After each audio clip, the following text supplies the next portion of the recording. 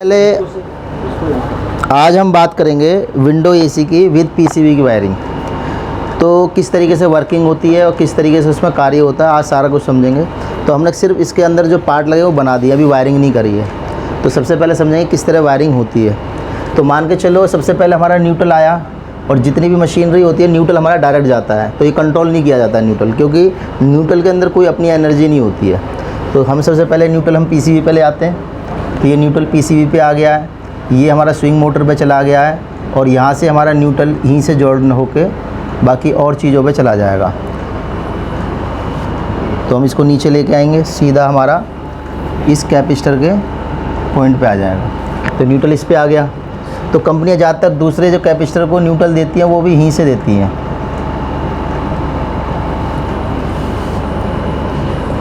तो एक इस पे आ गया। तो क्या हुआ, हमारा इस पे न्यूट्रल आ चुका है, इस कैपेसिटर पे आ गया, फैन मोटर वाले कैपेसिटर पे, और इस वाले कैपेसिटर पे आ गया, कंप्रेसर वाले पे। अभी सिर्फ न्यूट्रल का काम हुआ है। अब हम अपने प्रोडक्ट की वायरिंग भी कर लेते हैं। जैसे आप देख सकते हो, ये आपका ये रनिंग स्टार्टिंग है। तो रनिंग स्टार्टिंग है, तो रनिंग वाला पॉइंट कहाँ पे आएगा, हमारे कैपेसिटर के पास। तो हमारा यहाँ कैपेसिटर पे यहाँ पे कनेक्ट हो गया। ऐसे हमारा स्टार्टिंग का है ये। तो स्टार्टिंग हम ऊपर से ले लेंगे, तो यहाँ से हम इसको जंप करके और सीधा हम स्टार्टिंग वाले पॉइंट पे लगा लिया।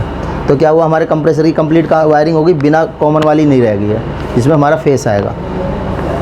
अब हम इसकी बात करेंगे। तो अब इसमें भी स्टार्टिंग पॉइंट है, तो स्टार्टिंग वाला पॉइंट हम क्या है, इस कैपेसिटर पे दे देंगे, और रनिंग वाला पॉइंट हम रनिंग वाले पॉइंट पे दे देंगे। अब न्यूट्रल भी हमारे दोनों मोटरों के अंदर चला गया, चाहे कंप्रेसर मोटर हो चाहे हमारी नॉर्मल फैन मोटर हो, क्योंकि मोटर ही है उसके अंदर भी कंप्रेसर। अब हमारी जो वायरिंग है, अब हमारी स्विंग मोटर की वायर, यहाँ पे हमारी 4 रिले लगी हुई हैं। तो ये सबसे पहली जो रिले नीचे की तरफ लगी हुई है, ये ऑटो स्विंग मोटर की है, जो फ्लैप को मूवमेंट कराती है। तो ये हमारी इसके लिए है, और बाकी हमारी लो, मीडियम और हाई है। तो 3 तरह की स्पीड है हमारे पास। तो ये लो आ गई, और ये यहाँ से मीडियम गई, और एक यहाँ से ये हाई। तो मोटर के फेस जो कंट्रोल होके आएगा, देखो हर किसी भी डिवाइस के अंदर हम फेस को कंट्रोल करते हैं। तो फेस चाहे वो फिजिकली कंट्रोल करा जा रहा हो या फिर हम किसी ऑटोमेटिक सिस्टम से करा रहे हैं। तो यहाँ क्या है, अब ऑटोमेटिक सिस्टम से आ गए, एसी पहले मैनुअली कंट्रोल होते थे। अब जो भी स्पीड तय होगी या स्विंग मोटर चलानी होगी, एसी ऑन करना होगा, तो सब हमें रिमोट से ही हमें बैठे बैठे करने से हो जाता है। तो सबसे पहले हमारा जो फेस है हमारा इस रिले में एंटर करता है, और ये रिले अंदर भी नीचे इसके प्रिंट के साथ कनेक्ट होती है, और यहाँ से ही न्यूट्रल ले लिया जाता है, और ये सर्किट को ऑन कर देता है। तो पहले हम पीसीबी में एसी को डीसी करते हैं, फिर हम सिस्टम ऑन करा लेते हैं। तो ये पीसीबी का वर्क है। तो हम पीसीबी के वर्क में नहीं जाएं, क्योंकि हम नॉर्मली हम एसी की बात कर रहे हैं। फिर क्या होता है, ये रिले होती हैं, और रिले के एक एक पॉइंट पर ऑलरेडी इस पे 12 वोल्ट सप्लाई डीसी आ जाती है। तो ये क्या होता है, इस पे जब डीसी आपके पास प्लस वोल्टेज आ गई मगर माइनस नहीं आई है, तो रिले के अंदर कांटेक्ट नहीं बन पाएगा, क्योंकि मैग्नेट फील्ड नहीं होगी, क्योंकि सिर्फ अभी उस पर प्लस चला गया, माइनस नहीं आया। और माइनस जो भेजेगी वो ये आईसी भेजेगी, लेकिन इसके आदेश पे। तो क्या होगा, यहाँ पे हमारे 2 सेंसर भी लगे होते हैं।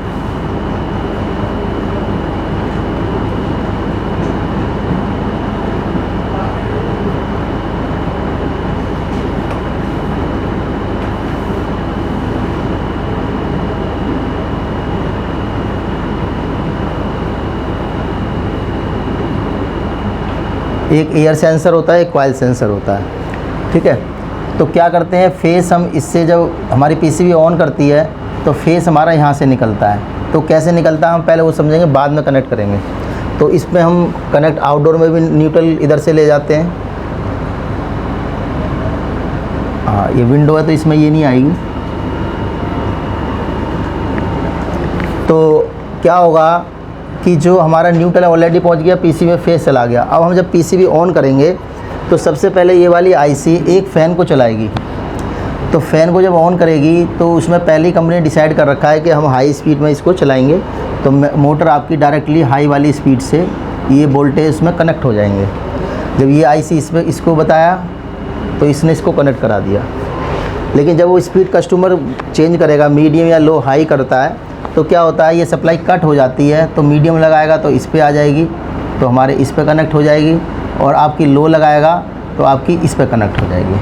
तो जैसे जैसे वो कनेक्ट करवाएगा उस हिसाब से ये कनेक्ट होंगी। उसके बाद हम बात करते हैं कि हमने अभी फ़ैन स्पीड की बात करी है, तो फॉल्ट की बात हम अभी बाद में करेंगे। अब कंप्रेसर की वर्किंग समझ लेते हैं। सबसे पहले जब रिमोट ऑन होता है तो कंप्रेसर जो है सप्लाई, ये कंप्रेसर की जो सप्लाई है जो कॉमन में जाती है ये वाली, ये डायरेक्ट नहीं जाती है, ये कुछ टाइम के लिए रुक जाती है। वो किस लिए रखती है, दो सेंसर सेंस करते हैं। यानी कि ये अब बात करेंगे, आईसी क्या करेगी, ये वाली आईसी इसको सिग्नल देगी और ये आईसी इससे पूछने जाएगी। पहले सबसे पहले किस पे जाएगी, ये एयर सेंसर पे। जब एयर सेंसर से पूछेगी कि टेम्परेचर अकॉर्डिंग है कि मैं चलाऊं या नहीं चलाऊं, तो जब ये कह देती है कि हाँ भी कमरे के अंदर ऑलरेडी गर्मी है, आप एसी को ऑन कर दो। एक चीज़ ध्यान रखना, यदि दो सेंसर हैं तो वो कभी भी ऑर्डर नहीं करेगा, वो कहेगा मेरे से तो पूछ लिया है, लेकिन कॉइल सेंसर से भी पूछ लो। यदि किसी में आपको सिंगल सेंसर भी मिलेगा तो वो आदेश देगा डायरेक्टली, लेकिन यदि उसमें डबल सेंसर लगा हुआ है तो वो डायरेक्टली वो आदेश नहीं देगा। वो क्या करेगा कि हाँ मेरे हिसाब से चला दो, लेकिन कॉइल सेंसर से भी पूछ लो। जब एयर सेंसर का काम ख़त्म हो जाएगा, फिर एक आपका जो सिग्नल है वो सीधा कॉइल सेंसर पे जाएगा।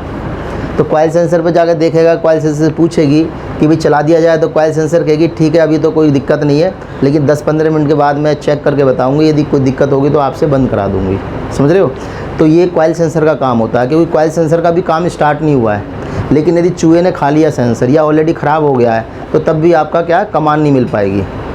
कोई भी चीज़ कमांड होनी बहुत ज़रूरी है ना, क्योंकि उसको कमांड नहीं मिली तो क्या है, वो चल ही नहीं पाएगा। तो कमांड उससे जब वो लेगी, तो जब कमांड वो कहेगा ठीक है आप ऑन करा दो, मैं 10-15 मिनट के बाद बताऊंगा। तो जब एसी ऑन होगा, ऑलरेडी यदि उसमें गैस लीकेज हुई तो 10 से 15 मिनट चलेगा। तो क्या होगा कि जब वो ठंडा नहीं कर पाएगा कूलिंग कॉइल को, तो कॉइल सेंसर का काम स्टार्ट हो जाएगा। तो कॉइल सेंसर क्या बोलेगा आईसी को कि भाई एसी को बंद कर दो, क्योंकि ठंडा हुआ ही नहीं है। समझ रहे हो ना? तो इन दोनों के अपने अपने काम हैं। तो जब उसी हिसाब से ये इसको ऑन कराते हैं, जो 2 या 3 मिनट का टाइम लगता है वो वही होता है कि एयर सेंसर रूम का टेम्परेचर सेंस कर रहा होता है उस टाइम। भाई 3 मिनट क्यों चलता है, कि क्यों उसे क्या किस वजह से टाइम लग रहा है, क्योंकि एक संग तो कोई टेम्परेचर चेक नहीं होगा। आप भी यदि कोई बुखार कोई चेक करता है, थर्मामीटर डालते हैं, तो टाइम लगता है उसको भी चेक करने में। तो इसीलिए वो जो टाइम लगता है वो आपका आईसी को ये बता देगा। मान के चलो सर्दी का टाइम है, रूम के अंदर ऑलरेडी 18 टेम्परेचर हो रहा है, एसी आपने ऑन कर दिया है, तो वो एसी का कंप्रेसर ऑन नहीं होगा। क्यों नहीं होगा? सेंसर ऑलरेडी आईसी को बता देगा कि ऑलरेडी इतना टेम्परेचर इसके अंदर है ही, तो आप ऑन करने की आपको ज़रूरत नहीं है। तो एसी ऑन ही नहीं होगा, क्योंकि वो एयर का टेम्परेचर सेंस करके बता देगा। तो फिर क्या होगा, जब आपका 3 मिनट का टाइम होगा तो सीधा आपका कंप्रेसर के कॉमन में ये सप्लाई चली जाएगी। तो जब सप्लाई चलेगी, न्यूट्रल ऑलरेडी हमारा पहुंचा हुआ है, तो क्या होगा, हमारा कंप्रेसर ऑन हो जाएगा। लेकिन जैसे आपके अंदर रूम के अंदर टेम्परेचर हो जाएगा पूरा, तो एयर सेंसर को मालूम हो जाएगी कि भाई जो टेम्परेचर हमने सेट करा था तो वो हो चुका है। तो फिर क्या करेगा, वो आईसी को आदेश देगा। जो आदेश देगा तो ये आईसी फिर छोटी आईसी से कह के आपके रिले को बंद करा देगी, क्योंकि जो रिले के लिए जो कॉइल होती है, तो सेम इसको भी 12 वोल्ट दिए जाते हैं और इसको ये फिर ये माइनस देती है। समझ रहे हो? तो क्या होगा कि रिले ऑन ऑफ कराएगी। अब रिले कोई भी चीज़ नहीं करा रही किसी वजह से, मान के चलो ये 3 मिनट हो गई, 4 मिनट हो गई, 10 मिनट हो गई, 15, आप बैठे हो कमरे में और आपका एसी ऑन नहीं हुआ है, तो आपने करना क्या है, आपने डायरेक्टली इन दोनों तारों को शॉर्ट कर देना है। जब आप शॉर्ट कर दोगे, यदि आपके उस सिस्टम में कोई प्रॉब्लम नहीं होगी तो आपका कंप्रेसर स्टार्ट हो जाएगा। यदि आपका कंप्रेसर स्टार्ट नहीं हुआ शॉर्ट करने के बाद, इसका मतलब इसमें प्रॉब्लम है नहीं, तो आपका कोई ना कोई वहाँ पे प्रॉब्लम आ गई है, तो आप फिर उसको चेक कर सकते हैं। अब रही मोटर की बात, मोटर की जो स्टेप है, जो स्पीड है, लो मीडियम हाई, तो अब इस स्टेप की बात आ रही थी कि जैसे हमने मोटर चलाई और मोटर ऑन नहीं हुई, लेकिन हमने जब वो उसका स्टेप चेंज कर दिया, मीडियम या लो डाल रहे हैं, तो वो चल रही है। तो उस केस में क्या होगा, या तो ये स्विच ख़राब हो गया जो रिले लगी हुई है ये वाली, या तो ये रिले ख़राब हो गई है। रिले ख़राब होने के 2 कारण हैं, या तो उसको वोल्टेज ही नहीं आ रहे हैं, और या फिर वो खुद ही ख़राब हो गई है। कोई भी पार्ट इस तरीके से ही ख़राब होता है, या तो उसको कोई चलाने वाली चीज़ आ ही नहीं रही है। मान के चलो फ़ैन है, ये फ़ैन नहीं चल रहा है, तो हो सकता है इसको सप्लाई ही नहीं आ रही है, और या फिर सप्लाई आ रही है तो ख़राब है वो। अगर नहीं आ रही है तो ऐसे ही ख़राब होगा?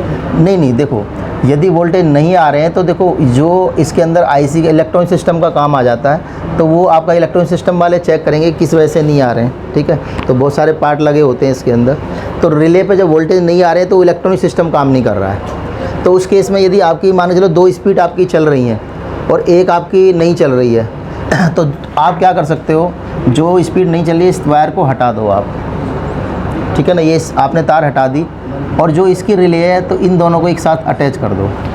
अब क्या 2 स्पीड पे काम करेगी मोटर। सर ये हाई नहीं चल रही है हमारी, तो हम इसको मीडियम पे कनेक्ट कर देंगे। हाँ, तो मीडियम, अब आपने क्या किया, मीडियम और हाई एक ही हो गई हैं, लेकिन लो काम करेगी उसकी।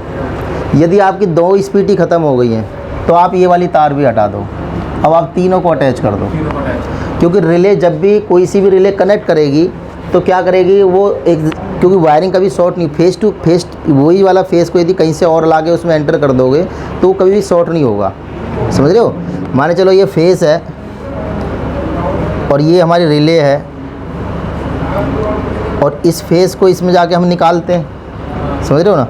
अब हमने ये फेस यहाँ ऑन कर दिया, और एक रिले और लग रही है, और ये भी इसी फेस को लेके ऑन करा रही है, तो ये फेस कभी शॉर्ट नहीं होगा, क्योंकि फेस वही है, तो ये शॉर्टिंग में नहीं आएगा। हमने क्या करा कि रिले गलती से कस्टमर ने हाई पे डाल दी, और यदि हमने यहाँ इसको शॉर्ट नहीं करा और वायर ऑलरेडी हटी हुई है, तो यहाँ क्या है, मोटर ही नहीं चलेगी, क्योंकि करंट क्या है यहाँ पे तो आ गया लेकिन सिस्टम में गया ही नहीं। लेकिन हमें क्या करना है, हमारी ये वाइंडिंग ओके है तो हम इस वाली वाइंडिंग में डाल देंगे करंट को, समझ रहे हो। तो आप इस तरह मोटर को आप चला सकते हो। आपकी 1 स्पीड ख़राब हुई हो, 2 स्पीड ख़राब हुई हो, तो 2 स्पीड तक आप चला सकते हो। पहले LG जो कंपनी है 4 स्पीड की मोटर बना दी थी, अब तकरीबन सबने 3 स्पीड की कर दी है। तो स्पीड कोई भी कभी भी आपको लगता है कि मोटर की स्पीड चली गई है तो आप किसी भी 1 स्पीड भी आपके पास बाकी है तो आप मोटर को रेगुलर चला सकते हो। लेकिन आपकी यदि स्पीड चेक करनी है कि भाई स्पीड कौन सी मेरी कहीं स्पीड में प्रॉब्लम है भी या नहीं है, तो मान के चलो जब हाई पे चल रही थी तो आप इस वाली वायर को हटा के कहीं से भी आप फेस कनेक्ट करके इसको डायरेक्ट चला के देख सकते हो, क्योंकि न्यूट्रल ऑलरेडी आया हुआ है। तो एक यही तो फेस है आपका, सब जगह यही घूम रहा है, तो यही फेस आपका यहाँ पे आ रहा है इनको ऑन कराने के लिए, और यही वापसी जा रहा है। तो जो आसान काम है वो करना है हमने यहाँ से, समझ रहे हो। ऐसे नहीं है ये बल्ब नहीं जल रहा है तो सबसे पहले हम बोर्ड खोल के बैठ जाएंगे, नहीं, पहले हम बल्ब को चेक करेंगे, क्योंकि सबसे आसान जो काम होता है वो किया जाता है।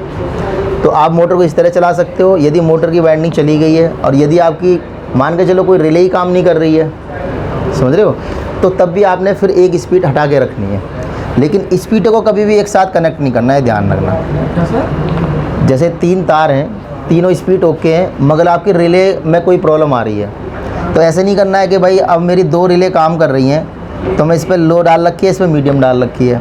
अब मेरे पास ये जो हाई वाली है ये रिले ख़राब है तो ये तार नहीं डालनी है। भाई किसी चीज़ को आप या तो बंद कर सकते हो या चला सकते हो, कोई काम हो सकते हैं एक साथ चल जाए, गाड़ी चल भी जाए रुक भी जाए, ऐसा होता है। उसमें क्या है कि लो हाई दो में तो क्या हुआ, वहाँ मोटर कन्फ्यूज हो जाएगी, लो और मीडियम एक इकट्ठा हो। ठीक है ना। तो आपने मोटर एक ही बार में एक ही स्पीड पे चलेगी, ऐसे नहीं है लो मीडियम तीनों स्पीड एक संग चल जाएंगी, ठीक है ना। तो ऐसे नहीं करना कभी भी। ऐसा सर हम जब करेंगे जब हमारी क्या कहते हैं दोनों, हाँ, यदि जब आपकी वाइंडिंग ही ख़राब है तब आप करोगे, तो हाँ। हम तीसरी से दोनों लेकिन यदि वाइंडिंग आपकी तीनों ओके और पीसीबी में एक रिले ख़राब है, तो बहुत से कस्टमर इंजीनियर सोचता है यार टाइम में क्यों बर्बाद करूँ, मैं ऐसे ही कह दूँगा जी ठीक कर दी सब कुछ, 1000-1200 ऐसे ही दे देगा, तो क्या पीसीबी लेके जाऊँ और भी काम करना है, तो वो इस तरीके से कर देते हैं। देखो काम करना आना चाहिए, लेकिन प्रॉपर आने से क्या है बहुत बेनिफिट होते हैं। उससे क्या होता है कि हम अच्छी तरीके से काम कर पाते हैं। तो कभी भी ध्यान रखना कि फेस डायरेक्ट नहीं लगाने, फेस हमेशा मोटर यदि तीनों वाइंडिंग ओके हैं तो उस वाइंडिंग को बिल्कुल डिस्कनेक्ट कर दो और टेप लगा दो उस पर, तो आपकी जितनी स्पीड आपकी चल रही है उसी से आप चलाते रहो, समझ गए। कोई सवाल है पूछो इसमें, ठीक है। कोई सवाल है तो पूछो, कर दो तो आप कर दो, कुछ कर